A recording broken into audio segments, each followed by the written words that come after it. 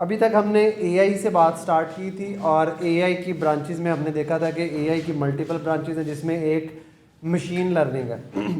Machine learning में हमने देखा था कि जो डिफ्रेंशिएशन है वो ये है कि मशीन लर्निंग में आप गिवन डाटा और उसकी आउटपुट से मॉडल ट्रेन करते हैं, और जब एक मॉडल ट्रेन हो जाए तो उसके बाद आप उस ट्रेंड मॉडल से इन्फ्रेंस करते हैं। अच्छा, ये इन्फ्रेंस और प्रेडिक्शन हम इंटरचेंजेबली यूज़ करते हैं। मैं जानते बूझते दोनों लफ्ज़ यूज़ करता हूँ ताकि आप दोनों लफ्ज़ों से फेमिलियराइज हो जाएं। इन्फ्रेंस या प्रेडिक्शन, इसका मतलब है कि मॉडल ट्रेंड है, ट्रेंड मॉडल को इनपुट दी है और आपको आउटपुट मिल रही है। So prediction and inference are one and the same thing. उसके बाद हमारे पास मशीन लर्निंग में 3 टाइप की लर्निंग थी: सुपरवाइज लर्निंग, अनसुपरवाइज लर्निंग और रीइंफोर्समेंट लर्निंग। लास्ट टाइम फिर उसके बाद हमने बात स्टार्ट की थी चैट जीपीटी पे। चैट जीपीटी में हमने देखा था कि चैट जीपीटी को आप मल्टीपर्पज़ कामों के लिए यूज़ कर सकते हैं। उसकी बहुत सारी डेमोन्स्ट्रेशंस जो हैं वो हमने लास्ट टाइम देखी थी। फिर हमने इरफान जीपीटी भी देखा था which was actually our baby, और वो अभी जो है बीटा में है, लेकिन वो वर्किंग टुवर्ड्स मैच्योरिंग इट। और उसके बाद हमने जो मज़ेदार चीज़ थी वो थी प्लेग्राउंड। प्लेग्राउंड में आपने नोट किया था कि हमारे पास चैट जीपीटी जब आप यूज़ करते हैं आपके पास कोई कंट्रोल नहीं होता। आपको एक वेब इंटरफेस दिया है जिसमें आप सिर्फ प्रॉम्प्ट लिखते हैं और आपको रिस्पॉन्स आ जाता है। लेकिन प्लेग्राउंड की ख़ास बात यह है कि उसमें आपके पास मल्टीपल ऑप्शंस थी। उसमें हमने देखा था कि मॉड क्या होता है, उसमें हमने कंप्लीशन और चैट का मॉड जो है देखा था। उसमें हमने हमारे पास डिफरेंट मॉडल्स हो सकते हैं। मॉड के बाद हमारे पास एक ख़ास चीज़ जो उधर थी वो टेम्परेचर था। तो टेम्परेचर का मतलब बुखार हरगिज़ नहीं है। टेम्परेचर का मतलब है it's a creativity switch for chat GPT. अच्छा, ये क्रिएटिविटी स्विच जब मैं कहता हूँ ये बड़ा इनफॉर्मल कहता हूँ। इसका असल मतलब है कि अगर टेम्परेचर 0 होगा मॉडल जो है वो सिर्फ फैक्ट्स प्रेजेंट करेगा। अगर टेम्परेचर 1 होगा तो मॉडल क्रिएटिविटी में फैक्ट्स के वर्ड्स के साथ प्ले अराउंड करेगा और उसकी जगह ज़्यादा अच्छे अच्छे वर्ड्स यूज़ करेगा। और अगर आप टेम्परेचर 2 कर दे तो क्या होगा? वो आपने देखा था कि फिर इतना क्रिएटिव हो जाता है कि बस क्या ही कहने। सो टेम्परेचर 0 से 1 हमारे लिए सूटेबल था। फिर हमारे पास प्रेजेंस पेनल्टी थी, फ्रीक्वेंसी पेनल्टी थी, और उसके बाद फिर हमने थोड़ा सा एपीआईज़ पे बात की थी। और एक इम्पॉर्टेंट लेसन जो हमने देखा था कि chat GPT can be anyone. It can be a Python REPL, it can be a JSON engine, it can be a pulmonologist, it can be a legal expert, it can be a CEO, it can be a baby who does goo goo gaga. Sorry, वो goo goo gaga इधर नजर नहीं आई थी। Google गागा इनको नहीं दिखाया था हमने। Okay, great. कल मैंने उसे कमांड दी थी कि talk to me like a baby and I said how are you, तो आगे से रिस्पॉन्स आया goo goo gaga I am fine. So bot was behaving like a baby, तो इतना स्मार्ट हो गया। सो अब तक क्लियर है। अब हम आगे मूव करेंगे। सो गूगल बार्ड, मैंने कल कहा था कि GPT is not end of the world. ठीक है, GPT is not end of the world. Google Bard क्या है? Anyone can tell me what is Google Bard here? आज क्लास इंटरेक्टिव होगी, please talk to us, let's talk to each other. ठीक है, ये dummies की तरह नहीं बैठना। जब मैं सवाल करूँ तो मुझे 3-4 जगह से जवाब आना चाहिए, चाहे वो गलत हो। What is Google board? मुझे बताओ गूगल बार्ड क्या है in one word? LLM, large language model. ठीक है, आगे स्पेसिफिकेशन थोड़ी वेरिएशन होगी at the end of the day. ठीक है, बट द थिंग इज मुझे पर्सनली मैं अगर बायस ना हो, मुझे बार्ड ज़्यादा अच्छा लगा। एक तो उसका प्रोमिनेंट रीज़न है जो भी मैं आपको दूंगा कि बार्ड जो है वो रियल टाइम, जब आप उसको प्रॉम्प्ट देंगे वो रियल टाइम जाके इंफॉर्मेशन लेके आएगा रियल टाइम में। उसके पास आज की इंफॉर्मेशन भी, आज सुबह की इंफॉर्मेशन भी होगी, आज की इंफॉर्मेशन भी होगी उसके पास, अब की इंफॉर्मेशन भी होगी, कल की भी होगी। लेकिन जब आप चैट जीपीटी को कमांड देते हो, प्रॉम्प्ट देते हो, तो वो आगे से माजरत कर लेता है। वो कहता है मेरी बस हो गई यहाँ पे, इससे आगे नहीं। 2021 बार बार बता रहा हूँ, चैट जीपीटी के पास डेटा जो है वो 2021 तक का।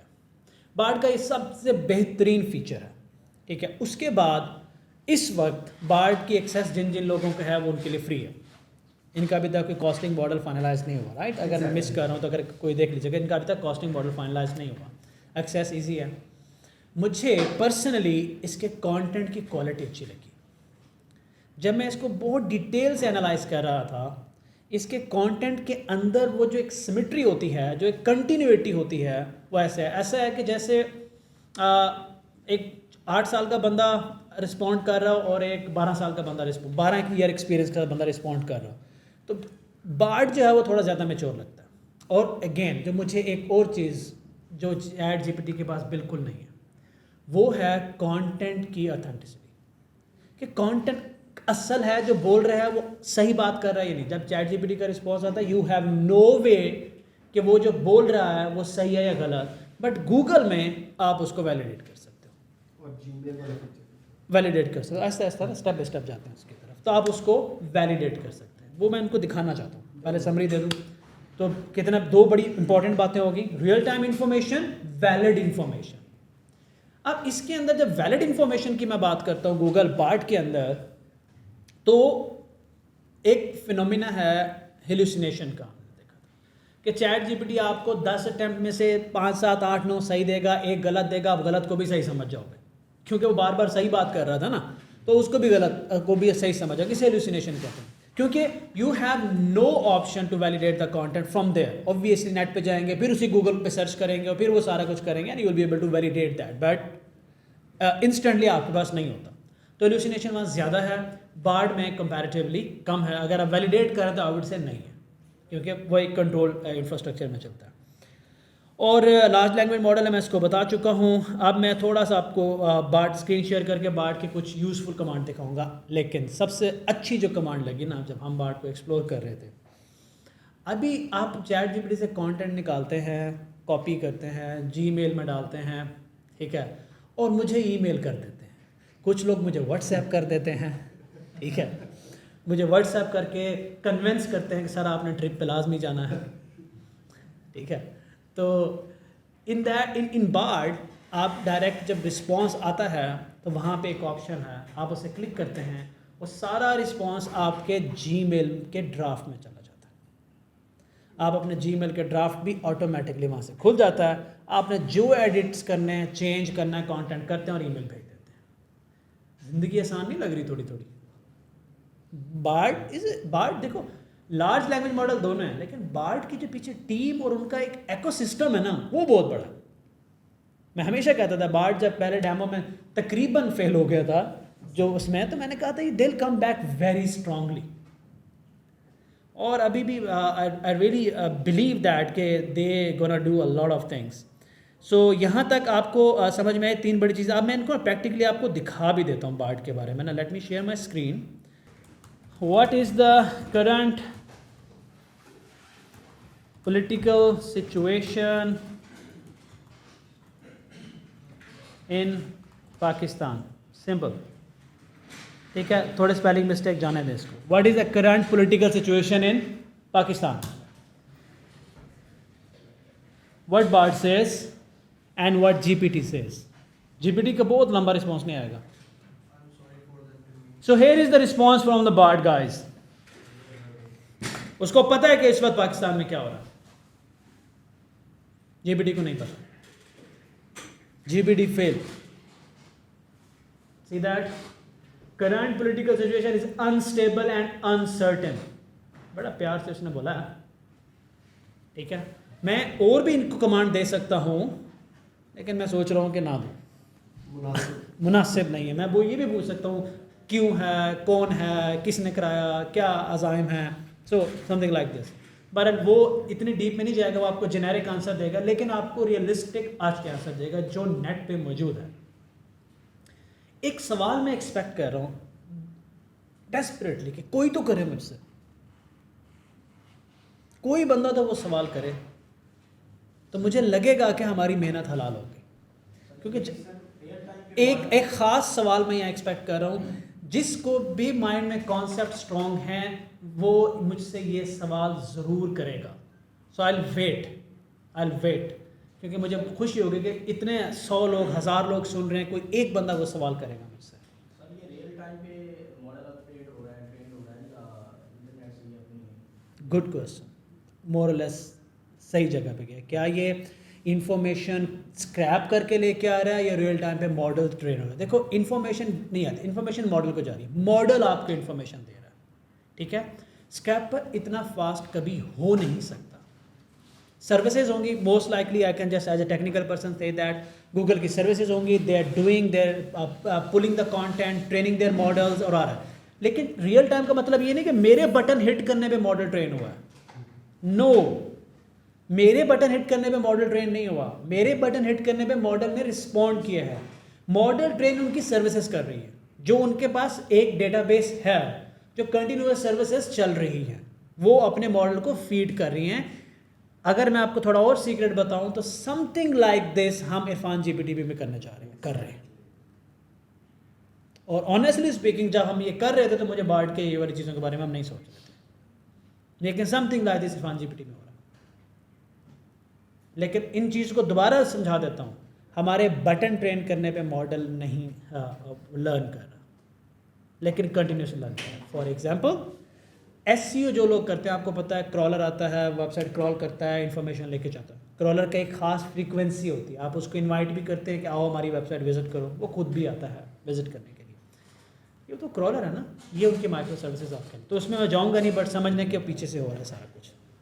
सो this is so beautiful in Bard. अब मैं इसको ज़रा नीचे जाके देखता हूँ, ये क्या है। This is a beautiful feature. वो कहते हैं भाई मेरे ऊपर यकीन ना है तो इधर क्लिक कर लो, ठीक है। सो आप उसको गूगल कर सकते हैं, ये उसने 2 कमांड्स भी दे दिया। मैं इसको क्लिक करूंगा तो नॉर्मली ये गूगल पे जैसे आप ये कमांड देना तो गूगल सर्च हो जाएगी। यहां पे भी मैं एक सवाल एक्सपेक्ट कर रहा हूँ, थोड़ा आ जाए यार वापस, मज़ा आना शुरू हो गया भैया में कि अब तक तो ये जो आया था मॉडल ने दे दिया, क्या इस लिंक पे क्लिक करने पे भी यही इंफॉर्मेशन होगी या इससे अपडेटेड होगी? डिफरेंट नहीं, इससे पहले वाली यही या इससे अपडेटेड, ये सवाल है। क्यों?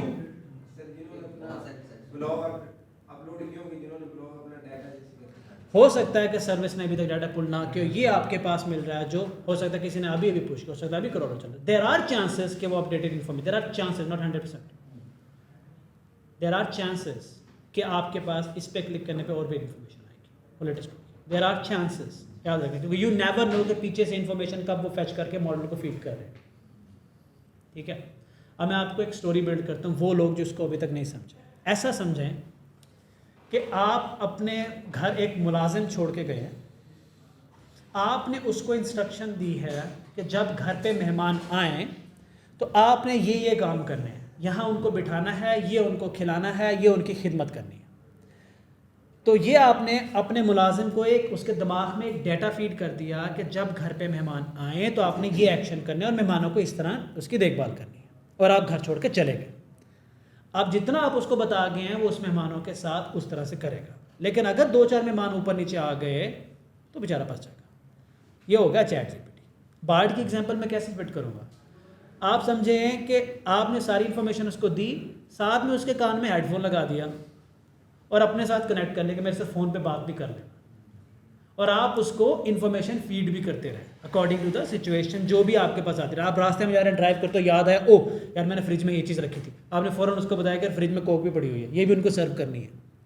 तो बार्ड एक्चुअली इस तरह से अपने मॉडल को कंटिन्यूसली डाटा फीड कर रहा है, और जीपीटी जो है वो कर रहा है लेकिन चंक्स में, जहाँ से भी है जो भी है पीछे वो कॉम्प्लिकेटेड हो जाएगा। तो that's the difference between Bard and GPT. Sorry,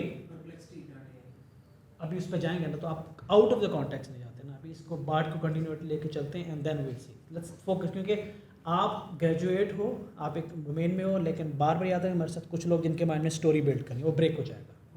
so will keep going with that. यहाँ तक कोई क्वेश्चन बार्ड करिए? यस।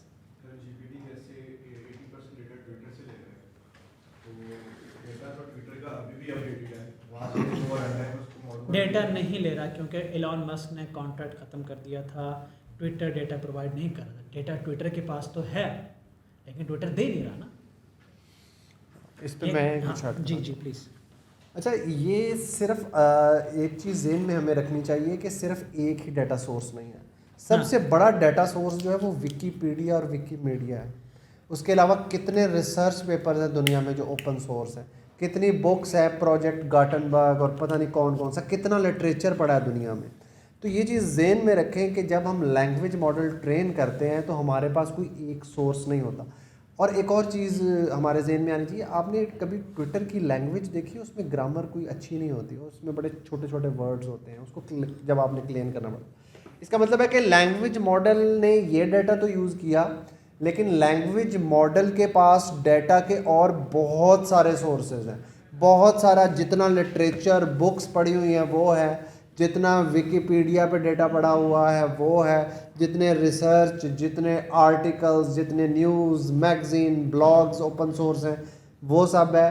प्रॉपर वो लोगों ने गीगाबाइट्स ऑफ डाटा जो है वो एज अ डेटा सेट भी दिया हुआ है। तो ये जो है ना, बस यही मैंने अपडेट करना था कि ये लैंग्वेज मॉडल किसी एक सोर्स पे रिलाय नहीं करते। तो क्वेश्चन मैं लाइव वालों के लिए रिपीट कर दूं कि भाई ने सवाल किया था कि ट्विटर के पास तो अब भी डाटा है तो जीपीटी के पास क्यों नहीं है। तो आई बी प्रिसाइज कि ट्विटर के लिए यह है कि ट्विटर अब डाटा जीपीटी को नहीं दे रहा। सिंपल। एलॉन मस्क के अपने प्लान हैं, अगर आप टेक की दुनिया से बाखबर हैं तो वो अपना ही कुछ नया लेके आ रहा है। ठीक है, तो हम वापस बार्ड पे आते हैं। लास्ट फीचर मैंने आपसे एक और बात बताई थी कि ये जो रिस्पॉन्स आया है, अब मैं ये रिस्पॉन्स पाकिस्तान के करंट हालात अपने किसी बाहर बैठे हुए दोस्त को बताना चाहता हूँ। यार पाकिस्तान में ये चल रहा है, तो मैंने ये बटन प्रेस करना है। अब मैं यहाँ से इसको निकाल सकता हूँ डॉक्यूमेंट की सूरत में, अपने वर्ड फाइल में एक्सपोर्ट कर लूँ, या मैं इसे कह दूँ कि आप मेरे ईमेल पे चले जाओ, ड्राफ्ट में चले जाओ। मैं ड्राफ्ट में चला गया तो I open my Gmail address और हेयर वी आर। हमारा जीमेल खुला और ड्राफ्ट में वो पहुँच गया। आई डोंट नो ये स्क्रीन शेयर हो रही है नहीं हो रही, लेकिन जब आप क्लिक करेंगे तो आपका जीमेल खुलेगा और आपके जीमेल के ड्राफ्ट में डेटा लोड हो जाएगा। Simple, convenient. यहाँ पे मैं कुछ ऐड करता जाऊँ कि जीमेल के अंदर भी ये फीचर आने वाला है। ऑलमोस्ट सब जगह अभी तक नहीं गया, ठीक है। जीमेल के अंदर भी, कि आप जीमेल के अंदर भी समझें कि वहाँ लिख रहे हैं तो रिस्पॉन्स आपको वहीं मिल जाएगा। गूगल के दोनों प्रोडक्ट्स ऑब्वियसली एक इकोसिस्टम होगा, जिस तरह के एप्पल के प्रोडक्ट्स के अंदर होता है। मेरा ये मानना है, मैं आपको बताऊँ कि अगर जो सबसे मुश्किल काम होगा जीपीटी, क्लाउड और इन चीज़ों को बीट करने में, वो होगा गूगल का इकोसिस्टम।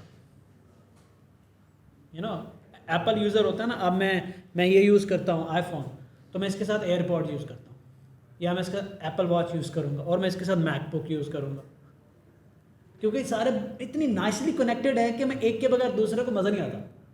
तो इसकी वजह से एक बॉन्ड क्रिएट होता है, लॉयल्टी क्रिएट होती है, ठीक है। तो इस तरह से ये एडवांटेज है गूगल को इकोसिस्टम का।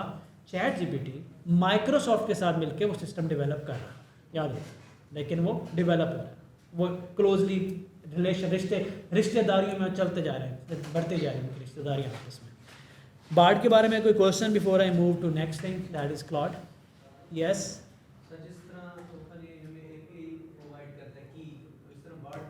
बार्ड अभी लिमिटेड है, क्लोज्ड है, सबके पास एक्सेस नहीं है, बट डेफिनेटली करेगा और उससे बहुत बेहतर करेगा। अभी एपीआई इसकी उस लेवल की नहीं है जिस लेवल की चैट जीपीटी की है।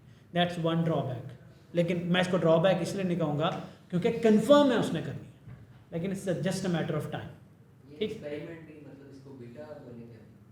जी बिल्कुल। बार्ड ये लिखा हुआ है, उन्होंने एक्सपेरिमेंट में लिखा हुआ है, और ये एहतियातन लिखते हैं ताकि यार उनकी इज्जत बची रहे। सो गाइज, ये आपको बता रहे थे कि लार्ज लैंग्वेज मॉडल में दुनिया में क्या हो रहा है। आप इसको भी यूज़ कर सकते हैं कंटेंट जनरेशन के लिए, सवाल करने के लिए, बहुत सारी चीज़ों के लिए। अब इसके साथ मैं आपको कुछ और दिखाता हूँ, वो आपके लिए थोड़ा इंटरेस्टिंग होगा, ठीक है जी। ये एक पोर्टल है, मैं रिकमेंड नहीं करूँगा, ये थर्ड पार्टी पोर्टल है, जहाँ पे उन्होंने क्या किया है कि बहुत सारे मॉडल्स को इकट्ठा डिप्लॉय कर दिया, ठीक है। देखिए यहाँ पे आपको नज़र आएगा, सेज में नज़र आएगा। ये मैं आपको सिर्फ ओवरव्यू दे रहा हूँ, ये भी जीपीटी की तरह है। GPT-4 भी यहीं से एक्सेस हो जाता है, क्लाउड भी यहीं से एक्सेस हो जाता है, क्लाउड इंस्टेंट भी, cloud instant 100K, cloud instant, chat GPT, dragon fly, ये सारे बॉट्स आपको एक ही जगह मिल जाते हैं। आपने यहाँ जाके POE पे अकाउंट क्रिएट करना है, महंगा है, पैसे लेते हैं, थर्ड पार्टी सॉफ्टवेयर है, किसी का आइडिया था उसने इंप्लीमेंट किया, you don't have to do that. मैंने सिर्फ ये क्लाउड दिखाने के लिए आपको ये किया है यहाँ पे सारा कुछ। तो क्लाउड क्या है? क्लाउड क्या है? लार्ज लैंग्वेज मॉडल, ठीक है। मैं कल से एक बात कर रहा हूँ कि chat GPT is not the end of the world. हमारी एक मेंटालिटी है कि हम अड़ जाते हैं किसी टूल पे, बस ये नहीं सोचना, ठीक है। तो इसके साथ भी वही आप कन्वर्सेशन कर सकते हैं, कंटेंट आ सकता है, ब्ला ब्ला ब्ला, सारा कुछ, छोटे छोटे फीचर का डिफरेंस होगा। आपकी असाइनमेंट ये है सबकी कि आपने ईमेल करनी है मुझे, what is the difference between Claude, Google Bard and chat GPT, that's it, GPT-4 I would say. इन तीनों का कंपैरिजन आपने खुद निकालना है, अपने हाथ से लिखना है और आपने बताना है टेक्निकली। मुझे पढ़ते ही पता चल जाएगा ये गूगल से उठाया गया है या ये खुद लिखा होगा। याद रखिएगा, गूगल से उठाने की तकलीफ ना ही कीजिएगा तो बेहतर है। तो ये सारे इस तरह से मॉडल्स हमारे पास चल रहे हैं। सो बार्ड को देखा, क्लाउड को देखा, GPT-4 को देखा, बार्ड के फीचर देखे, और जो सबसे प्रोमिनेंट फीचर था रियल टाइम इंफॉर्मेशन अपडेट था, उसके बाद वैलिड कंटेंट, उसके बाद जीमेल के साथ उसकी जो है इंटीग्रेशन वो बड़ी सॉलिड है। अच्छा, ये बात आपने लैंग्वेज मॉडल जो है ये तो हमने कल भी स्टडी किया था, तो व्हाई टुडे। आपने नोट किया होगा कि जब हम लेक्चर 2 में गए थे तो हमने जनरेटिव एआई और डिस्क्रिमिनेटिव एआई, पहले मैंने डिस्क्रिमिनेटिव एआई बताई थी, फिर मैंने जनरेटिव एआई, और उसके बाद फिर हम चैट जीपीटी पे आ गए थे। तो देयर वाज अ डिस्कनेक्ट कि ये मॉडल्स चैट जीपीटी तक पहुँचे कैसे, ठीक है, और अंडरलाइंग टेक्नोलॉजी क्या है। तो ये थोड़ा सा मैं पहले ज़हनी तौर पे तैयार कर दूं, थोड़े से मुश्किल टर्म्स आ सकती हैं, और ये मैं जानबूझ के बोलता हूँ। क्यों? क्योंकि ये मैं बार बार बोलूँगा। ये इसलिए बोलूँगा कि ताकि आप पहली बार आपको एलियन लगेगा, दूसरी बार थोड़ा सा कम एलियन लगेगा, तीसरी बार यार ये सुना सुना लगता है, चौथी बार चलो यार चैट जीपीटी से पूछ लेते हैं, पांचवी बार यार इसका तो ये मतलब। यू सी, जो पैटर्न है ना रेपिटिशन का, ये रेपिटिशन का पैटर्न है कि पहली बार आपने लफ्ज़ सुन के, जैसे इरफान ने बड़ा ठीक बताया था कि जब आप पहली बार सुनते हैं तो सडनली आप कहते हैं यार ये तो बड़ा बहुत ही मुश्किल सी चीज़ है। लेकिन जब कंटिन्यूसली आप एक चीज़ के बारे में सुनते रहते हैं तो सडनली वो जो फियर ऑफ अननोन है ना, उस नॉलेज का वो फियर ख़त्म हो जाता है। तो अगेन ये थोड़ा सा टेक्निकल हो सकता है, लेकिन इससे आपने डरना नहीं है, इसको हेड ऑन हमने फेस करना है, क्योंकि ये लफ्ज़ हम बार बार बोलेंगे और इससे आपकी एआई की वोकैबलरी जो है वो भी बहुत बेहतर हो जाएगी। ओके, सो मैं अभी जनरेटिव एआई की तरफ आता हूँ, ठीक है। डिस्क्रिमिनेटिव में हमने देख लिया था कि डिस्क्रिमिनेटिव में हमारे पास मशीन लर्निंग थी, 3 टाइप के मॉडल्स थे। जनरेटिव एआई जो है उसमें हमारे पास, अच्छा एक चीज़ ज़हन में रखिए, जब भी हम जनरेटिव कहेंगे, जनरेटिव एआई एक दफ़ा फिर 2-3 लाइनर में फेंक समझा। हाँ श्योर, बल्कि ये तो बच्चों को ही पता होगा, वो एआई जो कंटेंट जनरेट कर सकती है, रिट्रीव नहीं करती, डिस्क्रिमिनेट नहीं करती। नोट करें, सुपरवाइज लर्निंग क्लासेस में डिस्क्रिमिनेट कर रही थी, रिग्रेशन में और क्लासिफिकेशन में। जो अनसुपरवाइज थी वो क्लस्टर्स में या अनोमली में डिस्क्रिमिनेट कर रही थी कि ये नॉर्मल है या ये अनोमली है। रीइंफोर्समेंट लर्निंग एजेंट को बता रही थी कि ये बुरा एक्शन है या ये अच्छा एक्शन है, ये भी डिस्क्रिमिनेशन थी। तो डिस्क्रिमिनेटिव एआई हमने देखा, उसमें 3 ब्रांचेस थी। Generative AI as simple, sweet and simple, which generates content. वो कंटेंट म्यूजिक हो सकता है, वो कंटेंट टेक्स्ट हो सकता है, वो कंटेंट इमेज हो सकता है, वो कंटेंट वीडियो हो सकता है, ठीक है, वीडियो जनरेशन भी है। So that is the general idea. Generative model most of the time neural networks होंगे, ठीक है। तो हम जब जनरेटिव एआई की बात करते हैं तो हम न्यूरल नेटवर्क्स की बात करते हैं। तो और न्यूरल नेटवर्क्स हम डीप लर्निंग में पढ़ते हैं। अब मुझे ये बताएं, मशीन लर्निंग और डीप लर्निंग का आपस में कोई ताल्लुक है? मुझे लगता है कि मैंने बताया था, तो अगर आप में से कोई बताना चाहे तो दैट वुड बी लवली। जी बेटा, एक्सीलेंट। तो इस सवाल का जो बिल्कुल ठीक जवाब है, deep learning is a subset of machine learning, जिसके अंदर हम वही काम करते हैं जो हम मशीन लर्निंग में कर रहे थे, लेकिन हमारा टूल डिफरेंट हो जाता है। हमारा टूल न्यूरल नेटवर्क्स हैं। और न्यूरॉन्स मैंने बताया था कि सिंपल मैथमेटिकल फंक्शन है, और सबसे पॉपुलर न्यूरॉन कौन था? मैक्स फंक्शन था, मैक्सिमम था, कि जो 2 नंबर लेता है उनमें से सबसे बड़ा नंबर रिटर्न कर देता है। उसका नाम था रीलू, RELU, रेक्टिफाइड लीनियर यूनिट। ठीक है, ओके। सो हमने एस्टेब्लिश कर लिया कि डीप लर्निंग मशीन लर्निंग का सबसेट है। सबसेट हम सबको क्लियर है ना, सबसेट। तो और इसके अंदर हम हमेशा आर्टिफिशियल न्यूरल नेटवर्क्स, या अब आर्टिफिशियल कहना मैं ख़त्म कर दूंगा, क्योंकि हमें पता है कि जब भी हम न्यूरल नेटवर्क कहेंगे तो हम ANN या आर्टिफिशियल न्यूरल नेटवर्क की बात कर रहे हैं। सो जेनरेटिव मॉडल्स में हमेशा 2 हिस्से होते हैं। किसी भी जेनरेटिव मॉडल में हमेशा 2 हिस्से होते हैं। एक हिस्से को हम कहते हैं इनकोडर, दूसरे को हम कहते हैं डिकोडर। आप दुनिया में जो भी जेनरेटिव मॉडल देखेंगे ना, आपको उसमें इनकोडर और डिकोडर ज़रूर मिलेगा। अच्छा, अब ये इनकोडर और डिकोडर जो है ये करते क्या हैं? बड़ी आसान बात है। इनकोडर और डिकोडर में से इनकोडर की जॉब ये है कि वो आपसे कोई भी इनपुट ले और उस ज़ुबान में ट्रांसलेट कर दे जो कंप्यूटर को समझ आती है। इनकोड कर दिया, किसके लिए? मॉडल के लिए, AI के न्यूरल नेटवर्क्स के लिए। तो डिकोडर क्या होगा? कंप्यूटर की ज़ुबान लेगा और ह्यूमन के लिए जो ज़ुबान है उसमें कन्वर्ट कर लेगा। अच्छा, ये ज़ुबान में बड़ी लूज बात कर रहा हूँ। अब इनपुट जो है, अगर वो टेक्स्ट थी, इनकोडर ने टेक्स्ट एक्सेप्ट किया और उससे कोई मैथमेटिकल रिप्रेजेंटेशन बना ली। ये रिप्रेजेंटेशन का क्या मतलब होगा? इनपुट की रिप्रेजेंटेशन, एग्जैक्टली मैंने बताया था ना कि रिप्रेजेंटेशन है कि एक ही चीज़ अगर मैंने किसी को एक्सप्रेस करनी है तो मैं मल्टीपल तरीके से समझा सकता हूँ। वो सारे रिप्रेजेंटेशन के तरीके मैंने एग्जांपल दी थी। फॉर एग्जांपल, एक बच्चे को मैंने बताना है कि गाड़ी कैसी होती है। बच्चे को अगर मैंने बताना है गाड़ी कैसी, तो मैं आपको 10 मिनट तक उसको स्टोरी भी सुना सकता हूँ जिससे वो जमाइयाँ लेनी शुरू कर देगा करके। लेकिन मैं उसे एक तस्वीर भी दिखा सकता हूँ। अब तस्वीर देख के उसे समझ में आ जाएगा यार गाड़ी क्या होती है। दोनों क्या है? रिप्रेजेंटेशन है गाड़ी। ठीक है, तो इसका मतलब है कि all representations are not created equal. हर रिप्रेजेंटेशन से हमें बात ठीक तरह समझ में नहीं आती। कुछ रिप्रेजेंटेशन से बात बहुत अच्छी समझ में आती है, कुछ रिप्रेजेंटेशन से बात नहीं समझ में आती। ठीक है, तो इसलिए हम टेक्निकल चीज़ों को बहुत ज़्यादा मुश्किल नहीं बताते, क्योंकि वो मुश्किल रिप्रेजेंटेशन है तो हमारी जो लाइव ऑडियंस है वो फिर ज़रा मुश्किल फील करेगी। तो हमारी कोशिश होती है कि हम जितना आसान कर सकें उतना आसान करें। सो दोबारा बैक, जनरेटिव मॉडल 2 हिस्से, इनकोडर, डिकोडर। इनकोडर का काम ह्यूमन सेंट्रिक रिप्रेजेंटेशन, लफ्ज़ क्या बोला? Human centric representation. वो रिप्रेजेंटेशन जो ह्यूमंस को पसंद है।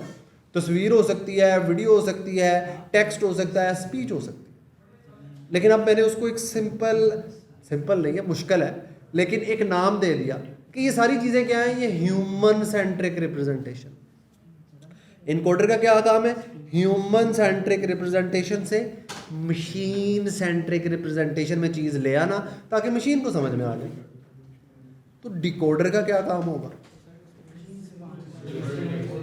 मशीन सेंट्रिक इंफॉर्मेशन को वापस ह्यूमन सेंट्रिक चीज़ में ले जाना। बिल्कुल ठीक होगा। इस पॉइंट तक हम एक पेज पे हैं।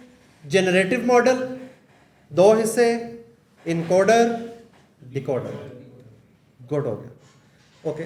अच्छा, अब मैं कुछ जनरेटिव मॉडल्स जो हैं उनके नाम बोल रहा हूँ जस्ट फॉर योर इन्फॉर्मेशन। मुश्किल लगेंगे, डोंट वरी, बट वो जनरेटिव मॉडल्स हैं।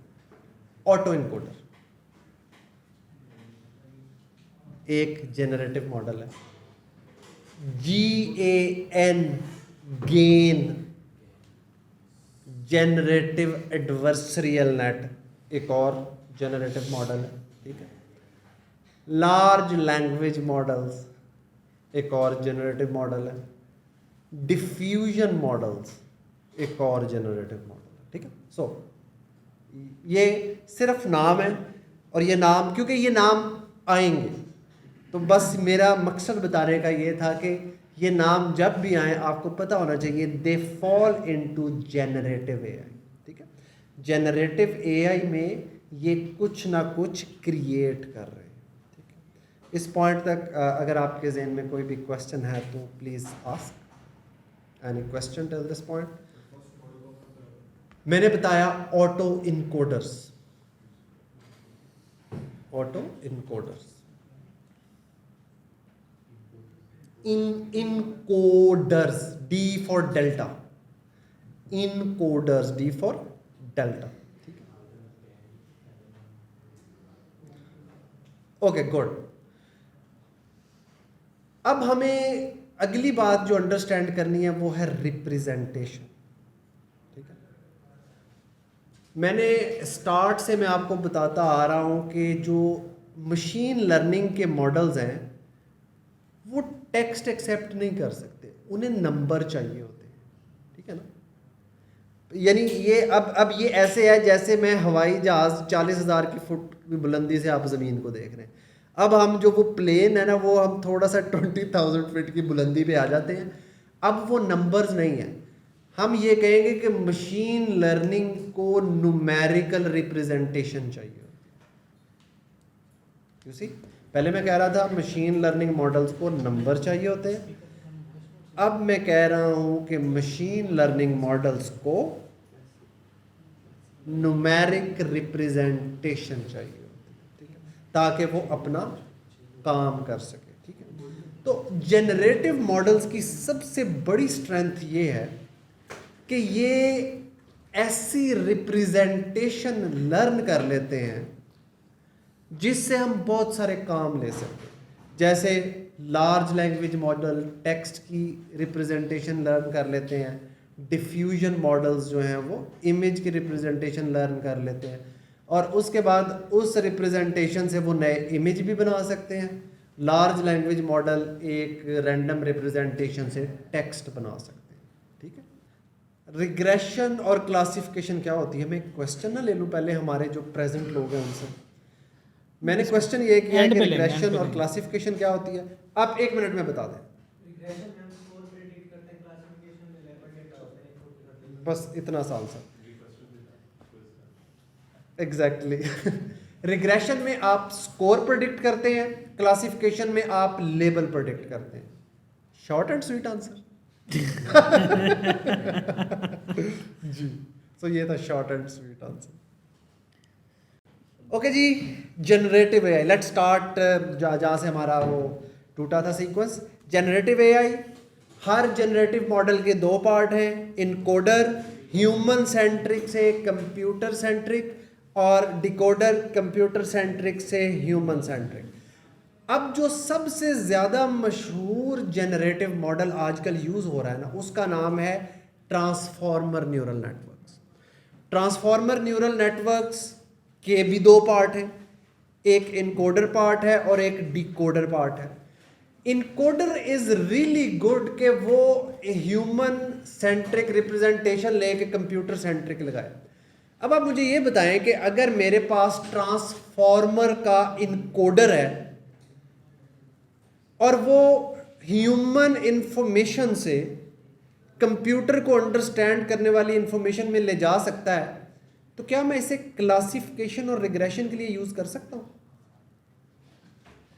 मैं उसके आखिर में सिर्फ ये लगाऊंगा कि कंप्यूटर की जुबान में तुमने रिप्रेजेंटेशन ट्रांसलेट कर ली है, अब बताओ कि ये आने वाली चीज बिल्ली है, मंकी है या हिरन है, तो कंप्यूटर फौरन अंडरस्टैंड कर लेगा, राइट। सो इनकोडर की खूबसूरती ये है कि ह्यूमन की रिप्रेजेंटेशन को मशीन की रिप्रेजेंटेशन में कन्वर्ट किया, और मशीन की रिप्रेजेंटेशन के आगे हम उससे कोई भी काम ले सकते हैं डिस्क्रिमिनेशन का, लेकिन इनकोडर ने मशीन की जुबान में कन्वर्ट किया। डिस्क्रिमिनेशन तो कर सकता है, जनरेशन नहीं कर सकता, ठीक है। ओके, अब इसका मतलब है अगर मैंने कोई जनरेटिव मॉडल बनाना है तो मैं पहले सारा मॉडल ट्रेन करूं, उसके बाद सिर्फ डिकोडर लूं। डिकोडर क्या करता है भला? मशीन रिप्रेजेंटेशन को ह्यूमन रिप्रेजेंटेशन में कन्वर्ट करता है। अब आप इमेजिन करें कि मेरे पास ट्रांसफॉर्मर का डिकोडर पार्ट है, उसे मैं रैंडम नंबर दूं, वो उससे टेक्स्ट बना सकता है। उसे मैं रैंडम नंबर दूं, उससे इमेज बना सकता है। क्यों? क्योंकि वो कंप्यूटर की रिप्रेजेंटेशन से ह्यूमन की रिप्रेजेंटेशन में जाने का उस्ताद है। तो हमने क्या किया, पहले ये जनरेटिव मॉडल दो चीज़ों से बनते थे। हमने कहा यार ये दोनों बहुत अच्छे हैं, बड़ा अच्छा काम करते हैं, हम दोनों से ट्रेन दोनों को इकट्ठा करें। उसके बाद जब ट्रेन हो जाए हम इनकोडर पार्ट उठाएं, उससे डिस्क्रिमिनेटिव एआई करवा लें, डिकोडर पार्ट उठाएं, उससे जनरेटिव एआई करवा लें। तो इसका मतलब है कि आप जितने भी जनरेटिव मॉडल देखेंगे वो डिकोडर पार्ट ऑफ ट्रांसफॉर्मर होंगे। क्यों? Decoder is really good machine की लैंग्वेज से ह्यूमन की रिप्रेजेंटेशन में कन्वर्जन के लिए। Does it make sense? आसान बात है, मुश्किल तो नहीं। दोबारा रिपीट कर दूं? बिल्कुल ठीक है। जनरेटिव मॉडल के दो पार्ट होते हैं। इनकोडर ह्यूमन की रिप्रेजेंटेशन या ह्यूमन के नॉलेज से ऐसी रिप्रेजेंटेशन में ले जाता है जो मशीन को बड़ी पसंद है। ठीक है। अब अगर कोई चीज़ मशीन को समझ आ रही है तो मशीन उस पर डिसीजन कर सकती है ना, डिस्क्रिमिनेशन कर सकती है ना। तो हम जो इनकोडर है उससे डिस्क्रिमिनेटिव एआई का काम ले सकते हैं। लेकिन जो डिकोडर पार्ट है वो किस में अच्छा है? मशीन की जुबान से हम ह्यूमंस की जुबान में या रिप्रेजेंटेशन में कन्वर्ट करने के लिए अच्छा। तो मैं ऐसा करता हूं कि मैं डिकोडर को पकड़ता हूं और उसको कोई रैंडम से नंबर दे देता हूं, उसे कहता हूं इससे कुछ जनरेट कर। चूंकि वो इतना एक्सपर्ट है मशीन की जुबान से ह्यूमन में कन्वर्ट करने का, वो मेरे से रैंडम नंबर भी लेगा तो कुछ ना कुछ नया जनरेट कर देगा। और वो नया जो जनरेटेड चीज़ है वो हो सकता है कोई नया इमेज हो जो मैंने पहले कभी देखा ना हो सकता है वो कोई नया ऐसे हो जो मैंने कभी देखा ना हो सकता है वो नया म्यूजिक हो जो मैंने कभी देखा ना हो। सो that is how all generative AI works. ये आप जितने भी मॉडल देखते हैं, खास तौर पे जो जितने एलएलएम्स हैं, आपने जीपीटी का नाम सुना? चैट जीपीटी के साथ बहुत ज्यादा आता है। आपको पता है ये क्या चीज है? बहुत सारे डिकोडर जोड़े, उन्हें ट्रेन किया, जीपीटी बन गया। Generative pre trained transformer. Transformer कौन था? वो जनरेटिव मॉडल था जिसके दो हिस्से थे। तो जितनी भी जनरेटिव मॉडल्स आप देखेंगे उसमें लार्ज लैंग्वेज मॉडल भी शामिल हैं, उसमें डिफ्यूजन मॉडल्स भी शामिल हैं। ये सारे क्या है? ये डिकोडर्स हमने जोड़े, उनको बहुत सारे डाटा पे ट्रेन किया, वो जनरेटिव मॉडल बन गए। क्यों? They are really good at converting machine के नंबर्स या रैंडम नंबर्स टू समथिंग जो हम ह्यूमंस को सेंस करती है। एक प्यारा सा इमेज, एक अच्छी पोएम, एक वीडियो या कोई भी चीज़। ठीक है। तो अब लार्ज लैंग्वेज मॉडल क्या है? बहुत सारे डिकोडर को जोड़ के लार्ज लैंग्वेज मॉडल बन जाता है। लेकिन जब आप बहुत सारे डिकोडर को जोड़ते हैं तो उससे मॉडल नहीं बनता, आपको उसे ट्रेन करना। तो जब हम लार्ज लैंग्वेज मॉडल कहते हैं तो ये बात हमें पता है कि लार्ज लैंग्वेज मॉडल में बहुत सारे डिकोडर्स हमने स्टैक कर दिए, जोड़ दिए। उसके बाद हमने दुनिया जहान का डाटा उठाया, ट्विटर क्या, विकिपीडिया क्या, रिसर्च पेपर क्या, ब्लॉग क्या, न्यूज़पेपर, जितना डाटा मिला चुक के उसको दे दिया। उसे कहा ले भाई तू इसमें से वर्ड्स के पैटर्न देखना शुरू कर दे। तो जब गजिलियंस ऑफ टेराबाइट यानी बहुत सारा डाटा उसने देख लिया तो उसके पास एक सेंस बन गई कि ये द डॉग इज, आगे बहुत सारे लफ्ज हैं, रनिंग, बार्किंग या व्हाटएवर। वो देखेगा कि मैं क्या एक्सपेक्ट करूं। वो कहेगा यार जितने मैंने टेक्स्ट देखे हैं डॉग रन भी करते हैं, लेकिन ज़्यादातर लोग बार्क लिखते हैं, वो कहेगा बार्किंग। लेकिन अगर आप कहेंगे नहीं, तूने हमेशा बार्किंग नहीं कहना, तूने पहले कोई 10 लफ्ज़ लेने, उनमें से रेंडमली सिलेक्ट करना है। अब ये 10 में से रेंडमली में रनिंग भी सिलेक्ट हो सकता है, बार्किंग भी हो सकता है, जंपिंग भी हो सकता है। ये वो टेम्परेचर स्विच है कि आपने सिलेक्शन की स्ट्रेटजी बता दी लार्ज लैंग्वेज मॉडल को कि जो भी आउटपुट हुई उसमें से पहले 10 या 15 लो, उनमें से पूरा रैंडमली सिलेक्ट कर लो, तो नया टेक्स्ट क्रिएटिव टेक्स्ट बन जाएगा।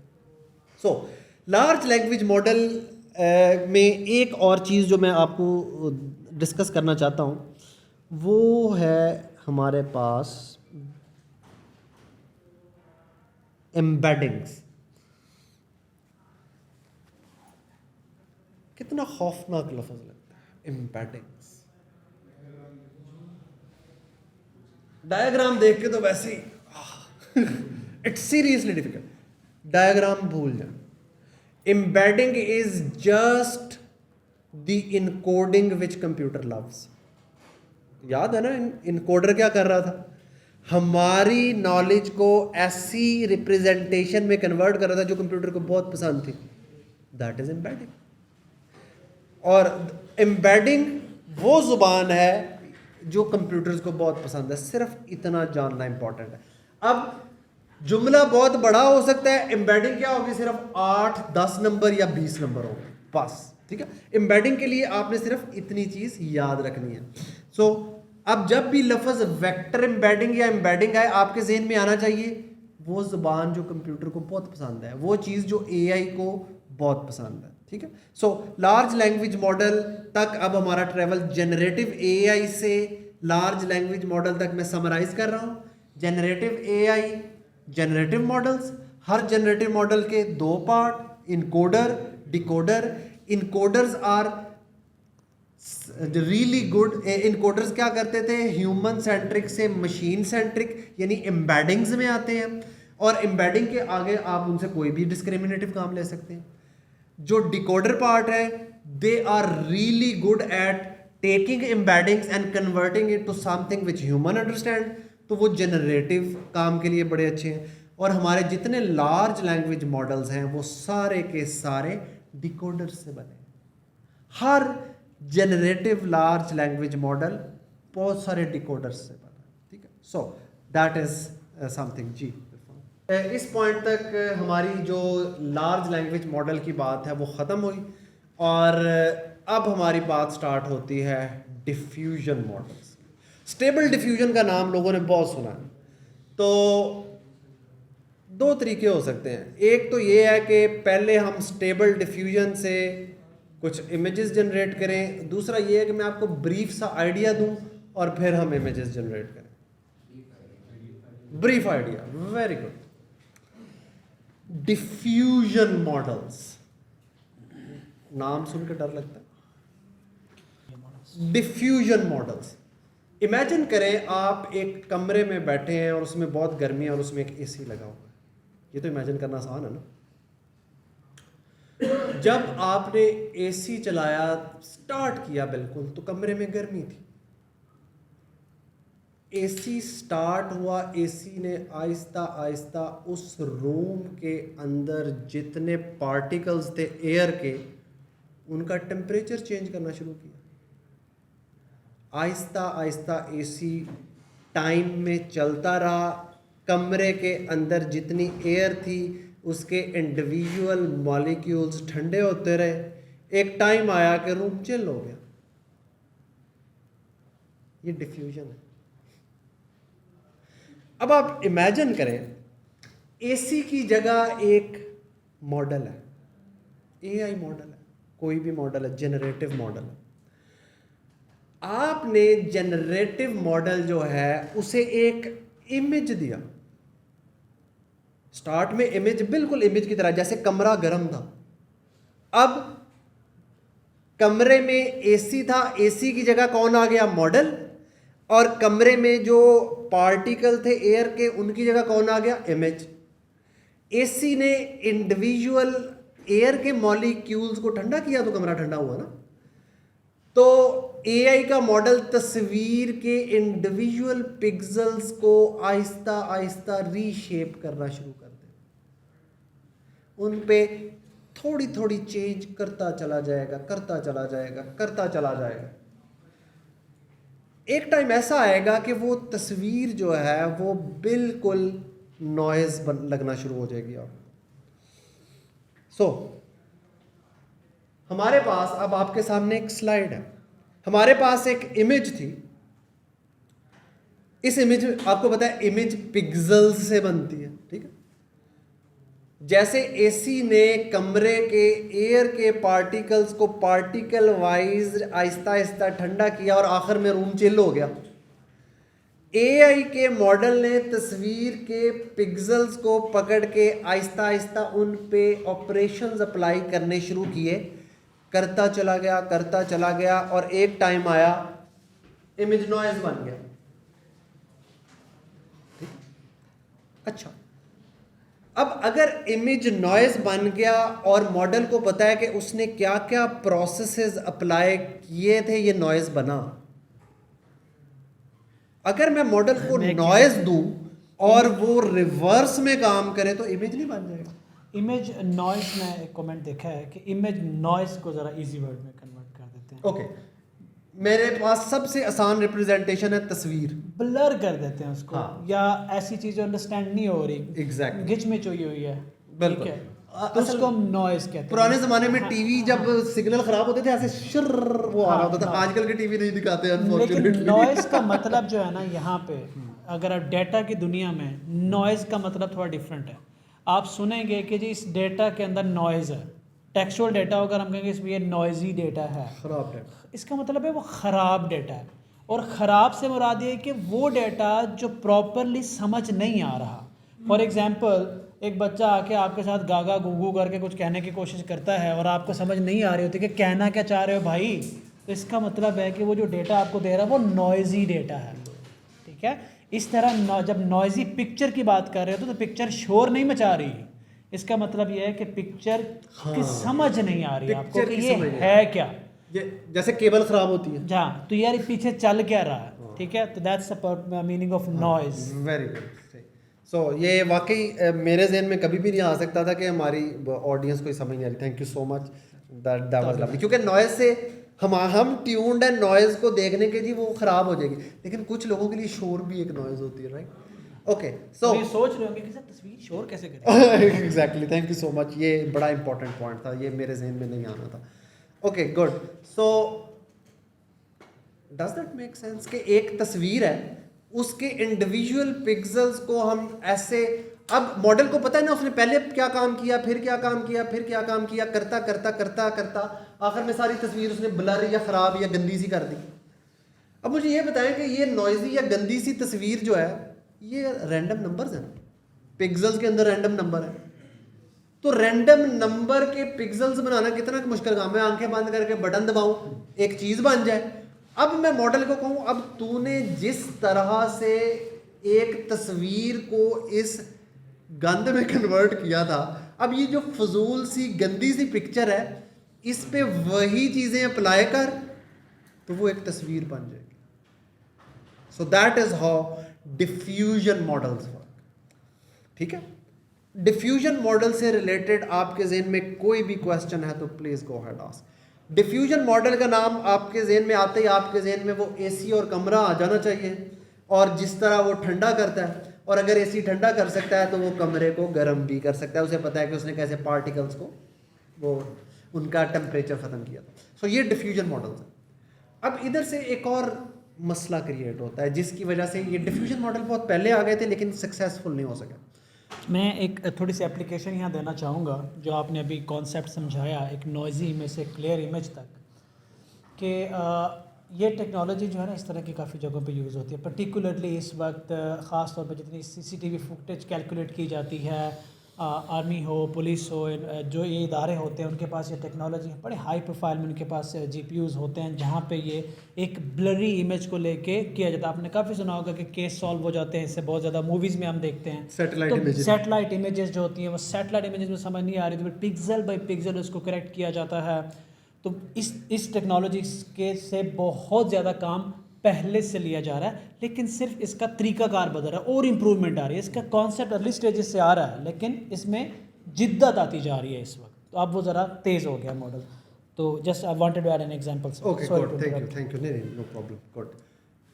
ओके, सो डिफ्यूजन मॉडल 10 साल से हैं, अचानक हमारे पास Midjourney, stable diffusion, DALL-E क्यों आने शुरू हुए? इसकी एग्जांपल समझनी बड़ी आसान है। फ़र्ज़ करें आपके पास एक ऑडिटोरियम है, ऑडिटोरियम बहुत बड़ा होता है, उसमें थाउजेंड्स ऑफ लोग बैठ सकते हैं, उसमें आपने 2 टन का एसी लगाया होगा। 2 टन का एसी ऑडिटोरियम को कितनी देर में ठंडा करेगा? Exactly my point. You see, हमारे पास जो इमेजेस हैं वो मेगापिक्सल्स में चले गए हैं, उनमें इतना ज़्यादा डाटा है कि एक एआई मॉडल को जब उन्हें ट्रांसफॉर्म करना पड़ता है तो उसे इतना ज़्यादा कंप्यूट चाहिए कि उसे दांतों पसीने आ जाते हैं। यू कैन सी, अब अभी आप रिलेट कर सकते हैं कि एक कमरे को ठंडा करना आसान काम है, एक ऑडिटोरियम को ठंडा करने के लिए आपको मॉडल भी उतना ही तगड़ा चाहिए, उतना ज़्यादा डाटा, उतना ज़्यादा कंप्यूट चाहिए। तो ये वो वजह थी जिसकी वजह से अब ये ऐसा ही था कि हम मेगापिक्सल का इमेज दें, उस मेगापिक्सल के इमेज पे मॉडल लर्न करें और उनसे फिर वापस रिक्रिएट तस्वीर करें। ये बहुत कंप्यूट इंटेंसिव काम था, लेकिन हमने इसका एक बड़ा आसान सा इलाज ढूंढा। वो आसान इलाज ये है, हमें पता है कि हमारे पास ऐसे मॉडल्स हैं जिन्हें हम ह्यूमन सेंट्रिक रिप्रेजेंटेशन दें तो वो कंप्यूटर सेंट्रिक रिप्रेजेंटेशन बना लेते हैं। तो हम बजाय ह्यूमन सेंट्रिक कमरा ठंडा करने के कंप्यूटर सेंट्रिक छोटा कमरा क्यों ना ठंडा कर लें? हम रिप्रेजेंटेशन को कंप्रेस क्यों ना कर? तो अब मैं लफ्ज़ लगाने लगा हूं एक डिफ्यूजन मॉडल के साथ जो आजकल यूज होता है, that is called latent diffusion model.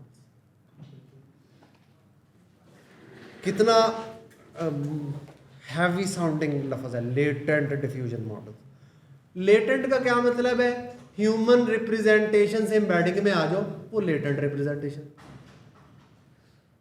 Human representation यानी टेक्स्ट या इमेज से एम्बेडिंग में आ जाओ, एम्बेडिंग लेटेंट रिप्रेजेंटेशन है। और अगर डिफ्यूजन करोगे उस एम्बेडिंग पे तो वो लेटेंट डिफ्यूजन है। चूंकि अब वो ऑडिटोरियम की जगह छोटा कमरा आ गया, उसको जल्दी ठंडा कर सकते हैं। इसका मतलब है कि अब चूंकि हमारे पास रिप्रेजेंटेशन या अमाउंट ऑफ इंफॉर्मेशन कम हो गई, उस अमाउंट ऑफ इंफॉर्मेशन से हम एक नई एम्बेडिंग बना सकते हैं और वो नई एम्बेडिंग इमेज में कन्वर्ट हो जाएगी।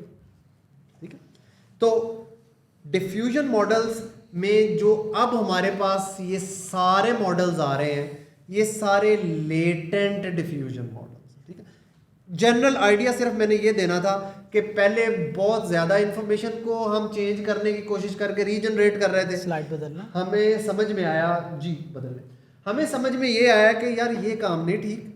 आप पहले रिप्रेजेंटेशन को कंप्रेस कर लें, छोटी फॉर्म में ले आए, उस पर डिफ्यूजन कर लें, उसके बाद उसको दोबारा इमेज में रिक्रिएट कर लें।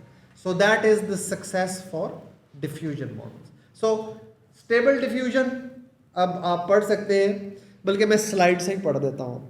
It's a cutting edge image generation tool utilising diffusion models. Stable diffusion या लेटेंट डिफ्यूजन, ठीक है, इसको हम इंटरचेंजेबली यूज़ कर सकते हैं। जनरेट्स, आगे तो उसकी तारीफें हैं, generate realistic and high quality images through advanced diffusion techniques. Advancement क्या है? वही लेटेंट वाली बात। ठीक है, allows user to explore possibilities of image generation by controlling diffusion parameters. AC कितना ठंडा करेगा, टेम्परेचर कितना ज़्यादा होगा, एम्बेडिंग का साइज़ कम होगा या ज़्यादा होगा, एंड सो ऑन। और उसका यूजेज जो है वो बहुत सारी फील्ड्स के अंदर है। So that is how diffusion models work. आपके जहन में कोई क्वेश्चन है तो पूछे, उसके बाद फिर अब हम ज़रा स्टेबल डिफ्यूजन को एक्शन में देखते हैं। All good till this point? ज़बरदस्त, great. So let's play with it now. आपको देख के आइडिया हो गया होगा कि डिफ्यूजन मॉडल्स कंप्यूट कितना ले रहे हैं, because this is running on CPU। तो डिफ्यूजन यूजुअली एक ज़रा कंप्यूट इंटेंसिव काम होता है। GPUs के बगैर आप डिफ्यूजन नहीं कर सकते, इसके लिए आपको GPUs चाहिए होते हैं, इसलिए हम डिफरेंट जो सर्विसेज हैं वो यूज़ करते हैं। ये हगिंग फेस है और ये अब हमारे पास कुछ अच्छी खबर आई है कि ये लोड हो रही है। So let's give it some time. Great. So ये हमारे पास स्टेबल डिफ्यूजन 2.1 है। तो आप अगर नोट करें तो हमारे पास दो टेक्स्ट फील्ड्स हैं। स्टेबल डिफ्यूजन आपसे दो तरह के प्रॉम्प्ट्स लेता है, एक पॉजिटिव प्रॉम्प्ट क्या आप बनाना चाहते हैं, एक नेगेटिव प्रॉम्प्ट कि वो कैसा नहीं होना चाहिए। यानी आप एक इमेज बनाना चाहते हैं लेकिन आप चाहते हैं कि वो कार्टून ना हो। ऑनलाइन वाले दोस्तों को नज़र आ रहा है stable diffusion? Okay, thank you so much. Okay, so हम पहले नेगेटिव प्रॉम्प्ट को यूज़ नहीं करते, हम पहले पॉजिटिव प्रॉम्प्ट देते हैं। A pink elephant walking in the streets. Ocean नहीं यार, ओशन ज़रा टू मच हो जाएगा। पहले स्ट्रीट्स में वॉक कराते हैं, फिर ओशन में करवा लेंगे।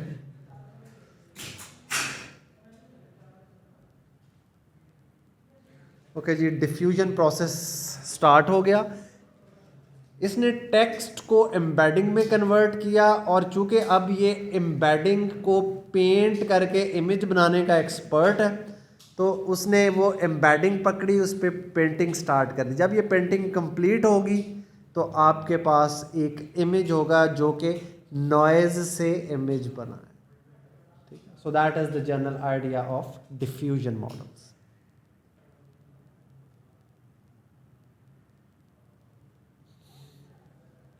अच्छा, इसकी ख़ास बात ये है कि ये आपको 4 डिफरेंट वेरिएंट्स देता है, तो उसमें आपको जो वेरिएंट पसंद आया आप उसको देख सकते हैं। अब आपको आइडिया हुआ कि कमरा ठंडा करना कितना मुश्किल काम है। पहले हम ऑडिटोरियम ठंडे कर रहे थे अब तो ज़िंदगी कंपैरेटिवली बेहतर हो गई है। ओके, आ गया? वाह ज़बरदस्त। हमारी ऑडियंस के पास तो भाई आना भी शुरू हो गया। पिंक एलिफेंट हमारे पास भी अगर आ जाए तो दैट वुड बी ग्रेट। वाह ज़बरदस्त, ठीक है जी। You can see the quality of image. जब से स्टेबल डिफ्यूजन 2.1 आया है, it's just amazing. The realism और जो लेवल ऑफ डिटेल है वो कमाल है। ठीक है, सो दिस इज स्टेबल डिफ्यूजन। अच्छा, अब हम ऐसा करते हैं, ऑडियंस का आप में से पहले आप में से मैं किसी का प्रॉम्प्ट लेता हूँ, उसके बाद फिर हम अपने जो ऑनलाइन हमारे दोस्त हैं उनसे कोई प्रॉम्प्ट लेंगे, फिर हम इरफान से भी एक प्रॉम्प्ट लेंगे। Ayesha, why not, why not, आप तो कुछ भी कह देते हैं। हाँ जी। सो पहले इरफान नहीं। क्या प्रॉम्प्ट हमने एक why don't we get a prompt from Shahriyar भाई। ऑडियंस मुझे कल तो आप चले गए थे, कहते थे आप शहरियार से बड़ा वो करते हैं, तो मैंने बताया उनको, आप उस पर नहीं थे। तो कौन देगा जी प्रॉम्प्ट? एलन मस्क लाहौर आ गया। मैंने कहा फिर एआई का क्या बनेगा अगर एलन मस्क लाहौर आ गया तो? उसने प्रॉम्प्ट दिया ना Elon Musk in Lahore. You want to generate that? No, I don't want to generate that. आप मुझे ये बताएं, आप यहाँ पे प्रॉम्प्ट दें कि चलो मैं you want to play around?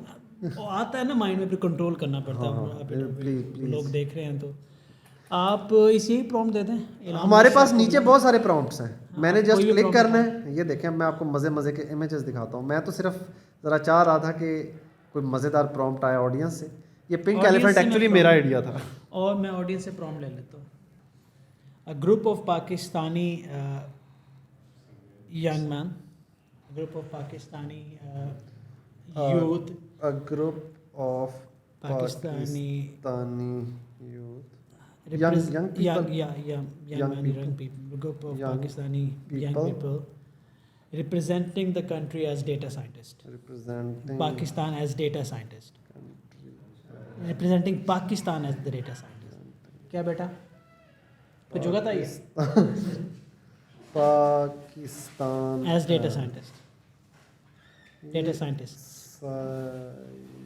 scientists. चल करें, दिखाएं मुझे.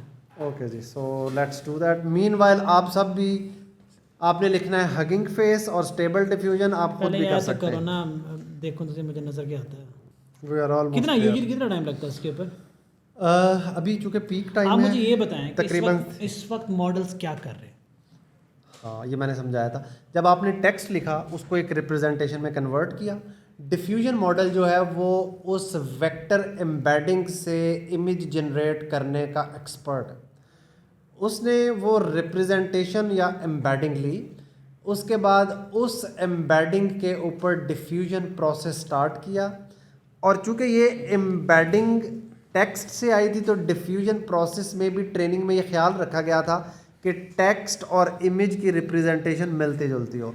और उसके बाद डिफ्यूजन प्रोसेस एम्बेडिंग पे स्टार्ट हुआ और आखिर में जब वो सारे पिक्सल पेंटिंग कंप्लीट हो जाएगी, जैसे कमरा ठंडा हो रहा था, एक एक गैस का मालिक्यूल ठंडा हो रहा था, जब सारे पिक्सल पेंट हो जाएंगे आपके सामने इमेज आ जाएगा. जो लोग अभी ज्वाइन किया है तो हम उनको बता दें, हमने इसे कहा है कि पाकिस्तान के नौजवानों को एज ए डेटा साइंटिस्ट दिखाओ कि वो पाकिस्तान को रिप्रेजेंट कर रहे हैं.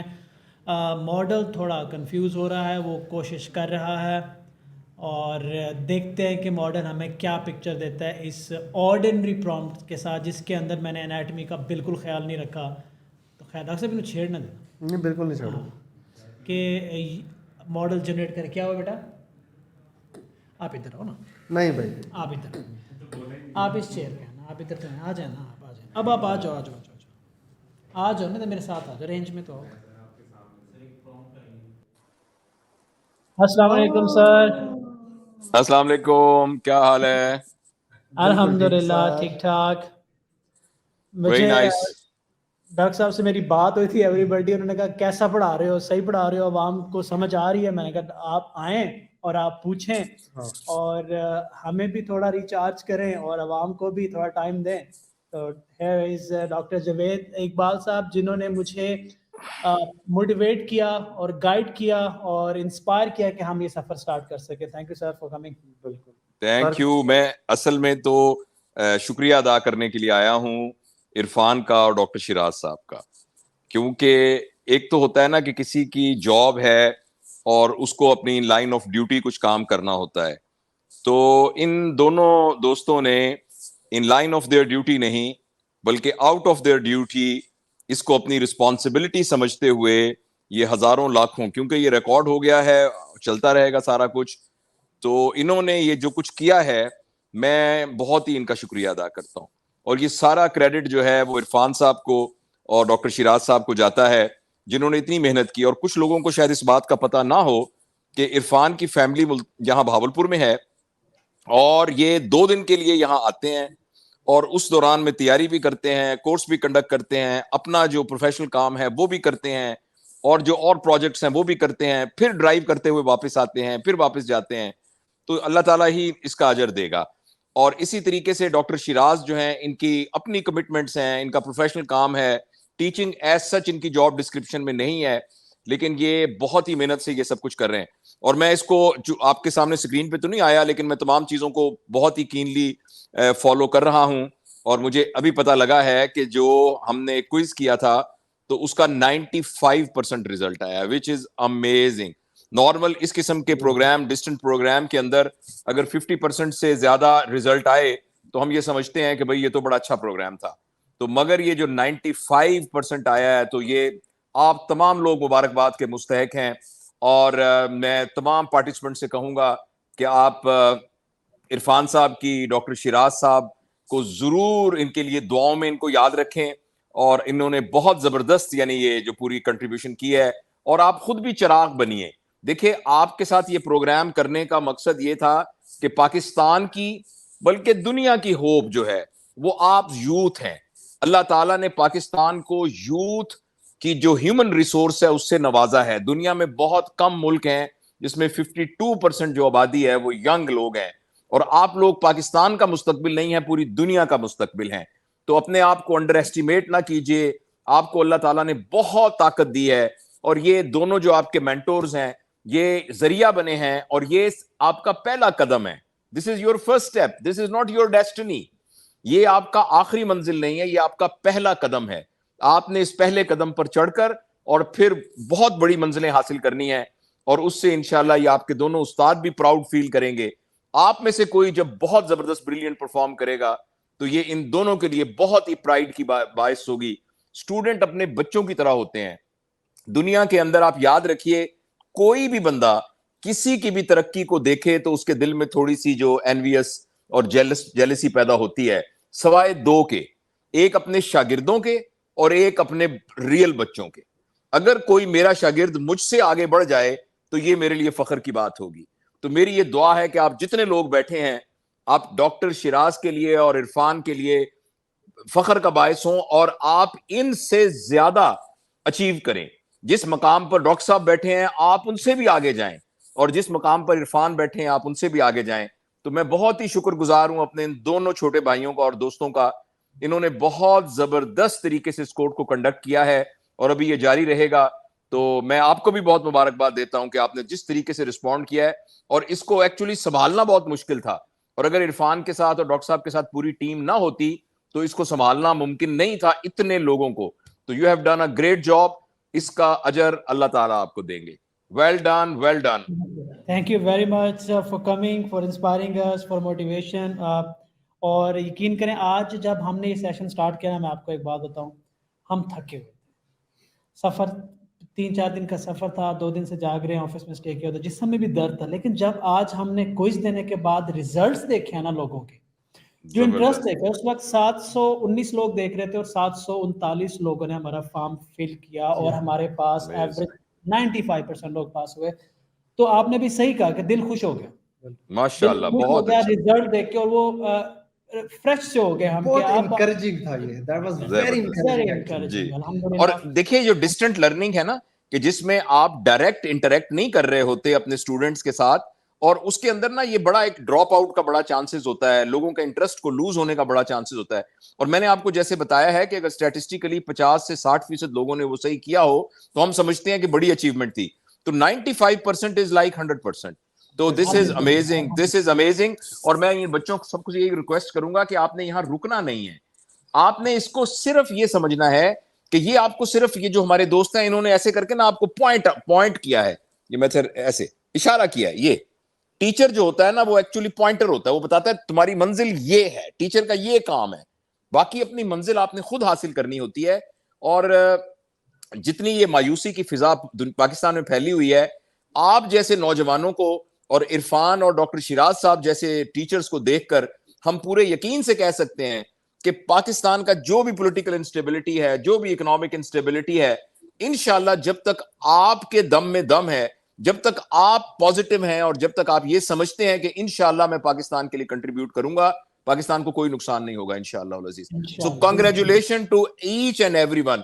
इसके अलावा मैं इरफान की टीम जो कि बैक एंड के ऊपर है, इनके जो ग्राफिक डिजाइनर्स हैं और इनकी जो पूरी मीडिया की टीम है और जिन्होंने प्रोग्राम बनाया है, हत्ता कि वो बच्चा जिसने आके इस कमरे के ऊपर सफाई की है और जिसने इस वॉशरूम को साफ किया है, मैं उन सबको भी सलूट करता हूं और मैं उन सब का शुक्रिया अदा करता हूं। उन सब की कंट्रीब्यूशन है जिसकी वजह से ये प्रोग्राम सक्सेसफुल हुआ है। Please carry on with your program and thank you very much for having me here.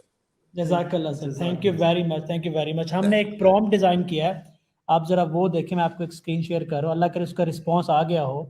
हमने एक कमांड दी थी, किस टैब में थी सर, स्टेबल डिफ्यूजन वाले में, हाँ ये, कि हमारे लोग पाकिस्तान को as a data scientist represent कर रहे हैं। आपको स्क्रीन नज़र आ रही है?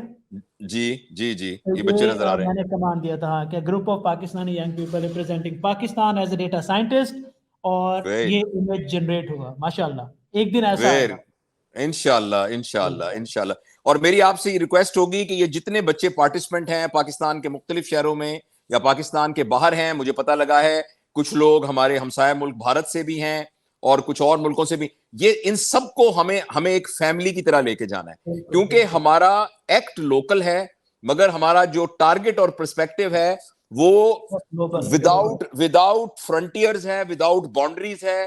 पूरी दुनिया में रहने वाला हर शख्स हमारा भाई है, हर खातून दुनिया में रहने वाली हमारी बहन और बेटी है, और हमारा वो भाई है। और हम सब ने, यानी इस दुनिया के कोने में किसी जगह पर अगर अंटार्कटिका में भी कोई शख्स रहता है तो उसके लिए भी अगर हम कुछ कर सकते हो तो हम उसके लिए भी करेंगे। हम तो इंशाअल्लाह अजीज, आप प्लीज अपने पर्सपेक्टिव को ग्लोबल रखिए। Well done, excellent, all my blessings with you, inshallah. Thank you, sir. Allah Hafiz, Allah Hafiz. How was the surprise, guys? It was lovely. मेरे लिए Maksab तो ये is बहुत always with encouraging था। So output is here. Let's resume and conclude, sir. It's gonna बस that's the the end. conclusion is almost there, और आपको पता है कि ये सब फर्जी लोग हैं. None of them is actually alive. These are What do you all mean by generative alive? images.